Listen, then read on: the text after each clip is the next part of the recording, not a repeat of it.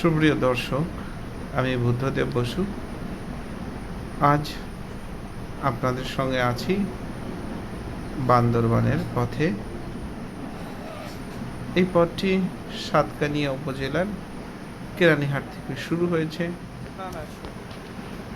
আমি এই বাসে উঠেছি সাতকানিয়ার কাছাকাছি এবং বাজালিয়া বাজারের মধ্যবর্তী স্থান বাইতুল ইজ্জত, যেখানে বাংলাদেশ বর্ডার গার্ডের রিক্রুটিং ইউনিট এবং ট্রেনিং গ্রাউন্ড, সেখান থেকে যাত্রা করেছি একটি লোকাল বাসে।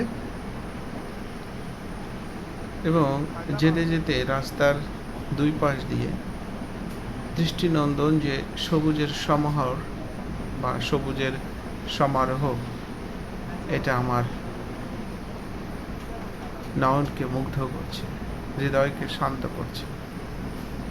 মনে হচ্ছে যদি একটু নেমে দুপা ফেলে আসতে পারতাম, চক্ষুটাকে শীতল করতে পারতাম। সেটা তো সম্ভব নয়। যাচ্ছি আমরা তিনজন, আমি, আমার মেজকন্যা যার বয়স 2 বছর এবং আমাদের সঙ্গে থাকা আমাদের এক দিদি, তাকে সঙ্গে নিয়ে। বান্দরবানে এর আগেও আমি গিয়েছি,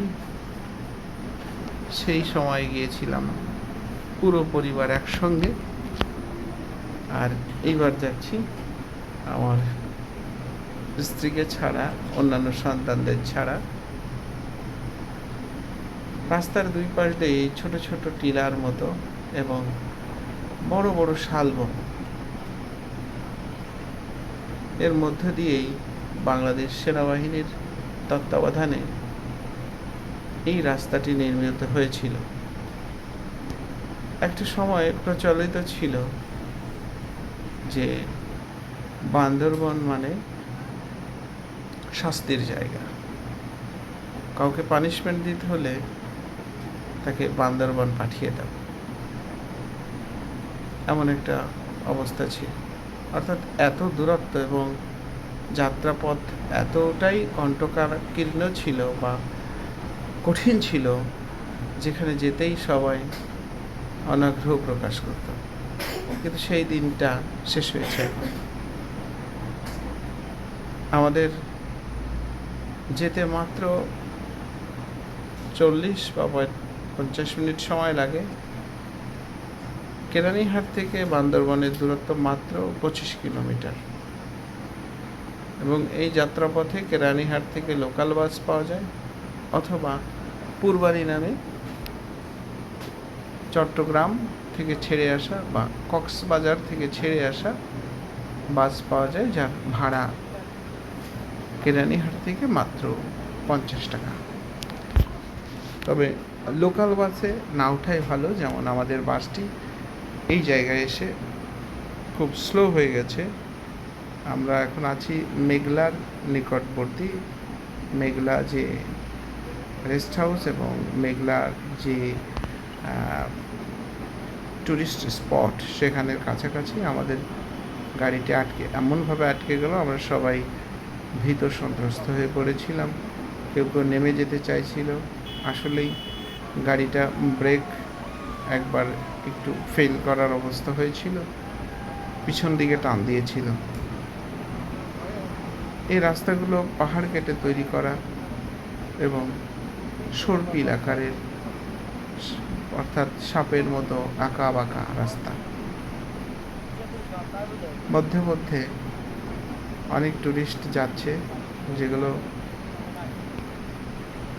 ছোট পিক আপ নিয়ে।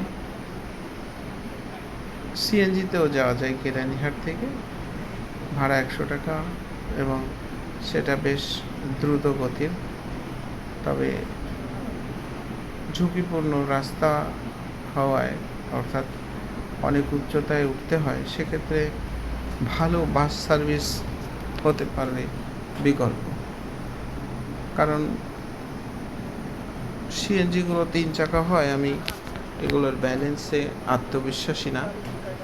যদিও তারা বলে তাদের ইঞ্জিনকে মডিফাই করা এবং বেশ শক্তিশালী ইঞ্জিন। বিকেলের সোনালি রোদটা গাছে উপর পড়ায়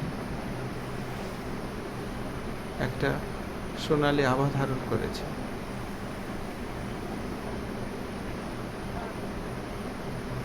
বৈশাখ মাসের প্রথম দিন যদিও, কিন্তু অতটা গরম অনুভূত হচ্ছে না।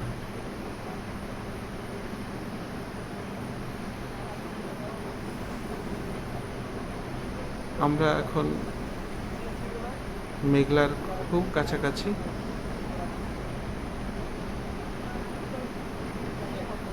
ইতিপূর্বে মেঘলায় যাওয়া হয়েছে, খুব ভালো স্পট।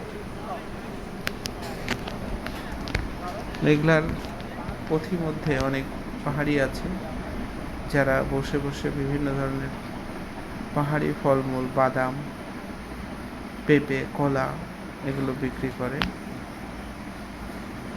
উঁচু পাহাড় বেয়ে উঠে আর এক প্রান্তে আসা যায়। মাঝখানে সুন্দর একটা ব্রিজও আছে।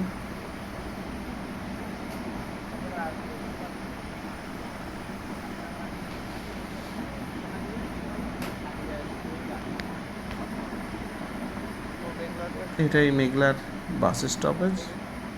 এখান থেকে সিএনজি করে খুব কাছাকাছি আরেকটি টুরিস্ট স্পট আছে নীলাচল, সেখানেও যাওয়া যায়।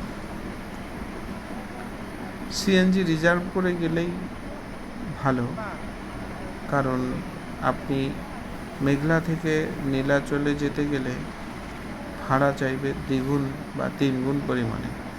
আপনি যদি সারাদিনের জন্য একটা সিএনজি নেন, যাতে আপনি নীলাচল, মেঘলা, নীলগিরি সব জায়গায় একবারে ঘুরে আসতে পারেন। মেঘলা পার হয়ে কিছু দূর আসলেই পড়বে আর্মির টহল বা আর্মির ক্যাম্প। আপনি এদিকে যেতে গেলে আপনাকে তারা যাচাই করবে, জিজ্ঞাসা করবে।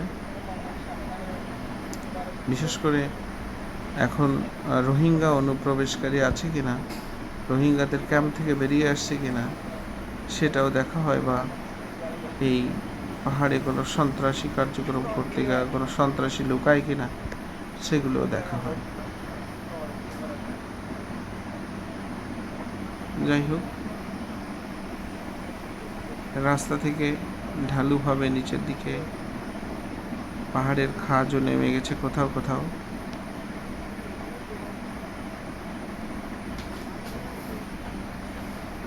রাস্তার জল যাতে গড়িয়ে না পড়ে, পাহাড় না ধসে, সেই জন্যে রাস্তার পাশে বাঁধও দেওয়া আছে।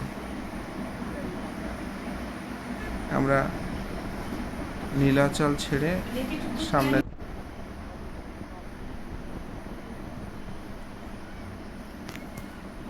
এখন আমাদের গাড়ি নিরবিচ্ছিন্নভাবে এগিয়ে যাচ্ছে, কারণ এই জায়গাটা কিছুটা উঁচু হলেও ওই রকম খাড়াভাবে ওঠে নাই।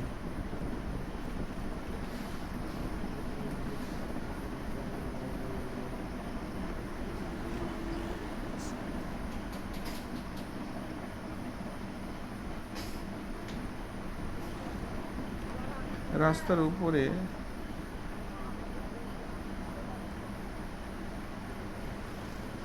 রাস্তার পাশ দিয়ে ছোট ছোট সিঁড়ি উপরের দিকে উঠে গেছে। এই পাহাড়ের উপরে যাদের বসতি বা যারা বসবাস করে, তাদের ঘরের অবস্থা নিচ থেকে দেখা যায় যে টিন শেড বা টিনের বাড়ি। স্থায়ী কাঠামো বলে মনে হচ্ছে না। স্থায়ী কাঠামো যেটুকু সেটুকু হলো সিঁড়িগুলো বৃষ্টির জলে যাতে ধুয়ে নষ্ট না হয়ে যায়, তারা সেজন্য কংক্রিটের বা ইট দিয়ে তৈরি করেছে এবং বাড়ির পাশ দিয়ে তারা পলিথিন দিয়ে ঢেকে দিয়েছে, যেন বৃষ্টির জলে তাদের বাড়ির বা বসত বাড়ির কোনো ক্ষতি না হয়।